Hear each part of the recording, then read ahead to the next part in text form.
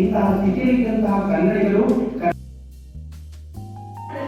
ನಮ್ಮೆಲ್ಲ ಕನ್ನಡಿಗರ ಗುಣಗಳನ್ನ ಎಷ್ಟು ಅದ್ಭುತವಾಗಿ ಬಳಸ್ತಾರೆ ಅಂತ ಅಂದ್ರೆ ಅವರ ಪ್ರಕಾರ ಕನ್ನಡಿಗರು ಹೇಗಿರೋರು ಅಂತ ಅಂದ್ರೆ ಅವ್ರು ಹೇಳ್ತಾರೆ ಸುಪ್ರಭುಗಳು, ಸುಗಂಧಗಳು, ಕವಿಗಳು, ಅಭಿಜನಗಳು, ಅಭಿಮಾನಿಗಳು, ಕವಿಚಿತ್ರರು, ಚೆಲ್ಲರ್ಗಳು, ಮಾತನಾಡೋರು. ಎಷ್ಟು ಚಂದ ಅಲ್ವಾ?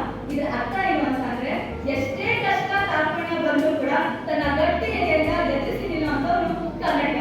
ಒಂದು ಕಡೆ ಹಗುರಾದ ಮುಗಿಲಿನಂತೆ ಮಳೆ ಸುರಿಸಿ ಹಗುರಾದ ಮುಗಿಲಿನಂತೆ ಮಳೆ ಸುರಿಸಿ ಹಗುರಾದ ಮುಗಿಲಿನಂತೆ.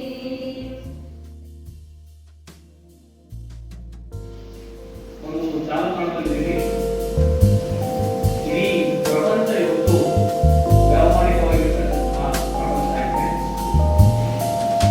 ಈ ವ್ಯಾವಹಾರಿಕವಾಗಿರ್ತಕ್ಕಂತಹ ಪ್ರಪಂಚದಲ್ಲಿ ಅದು ಶಿಕ್ಷಣ ಮಾತ್ರ ಅಲ್ಲ, ಎಲ್ಲಾ ಕ್ಷೇತ್ರಗಳು ಇವತ್ತು ಏನಾಗಿರ್ತದೆ, ನಮ್ಮ ವಿದ್ಯಾರ್ಥಿಗಳಿರ್ಬೋದು, ನಾವೆಲ್ಲರೂ ಕೂಡ ಒಂದು ಭಾಷೆಯನ್ನ ಕಲಿತು ನಮಗೆ ಏನು ಸಿಗುತ್ತೆ.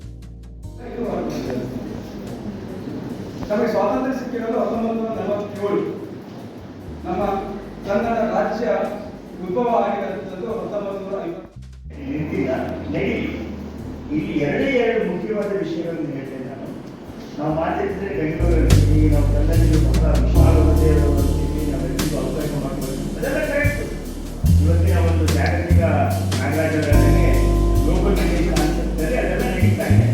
ನಾವು ಬೆಂಗಳೂರಿಗೆ ಹೋದ್ರೆ ಆಗ ಅವರಿಗೆ ಕನ್ನಡದಲ್ಲಿ ಮಾತಾಡ್ಸೋದೇ ಇಲ್ಲ. ಯಾಕೆ ನಾವೇ ಅನ್ಕೊಂಡ್ಬಿಟ್ಟು ಅವ್ರಿಗೆ ಕನ್ನಡ ಬರಲ್ಲ, ಅಥವಾ ಟ್ಯಾಕ್ಸಿನಲ್ಲಿ ಇರ್ತದೆ ನಾವು ಕನ್ನಡದಲ್ಲಿ ಮಾತಾಡ್ಸಲ್ಲ. ನಮಗೆ ಬರದೇ ಇರೋ ಇಂಗ್ಲೀಷಲ್ಲಿ, ನಮಗೆ ಬರದೇ ಇರೋ ಹಿಂದಿನಲ್ಲಿ, ನಮಗೆ ಬರದೇ ಇರೋ ಯಾವುದೋ ಒಂದು ಭಾಷೆನಲ್ಲಿ ನಾವು ಮಾಡೋಕ್ಕಾಗ್ಬಿಡ್ತೀವಿ. ಸೊ ಹಾಗಾಗಿ ಕನ್ನಡ ನಾವು ಬಳಸೋದ್ರಿಂದ ಬರುತ್ತೆ. ಅದು ಯಾವುದನ್ನು ನಾನು ಮಾತಾಡಲ್ಲ.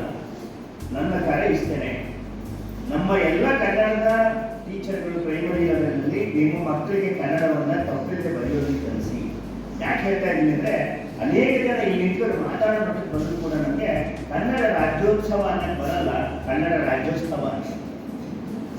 ಇದಕ್ಕೆ ಎಲೆಗೆ ಬಿದ್ದ ಅಕ್ಷರ ಭೂಮಿಗೆ ಬಿದ್ದ ಬೀಜ ಇದ್ದರ ನಾಳೆ ಫಲ ಕೊಟ್ಟೇ ಕೊಡುತ್ತೆ ಅಲ್ವಾ? ನೋಡಿ, ಇಂಥ ಒಂದು ನನ್ಗೆ ಅವಾಗ ಎಷ್ಟೊಂದು ಯೋಚನೆ ಮಾಡ್ತಿದ್ದೆ, ಈ ರವೀಂದ್ರರು ಎಂತ ಸ್ಕೂಲಿಗೆ ಎಂತ ಹೆಸರಲ್ಲಿ ಇಟ್ಬಿಡಲ್ಲ.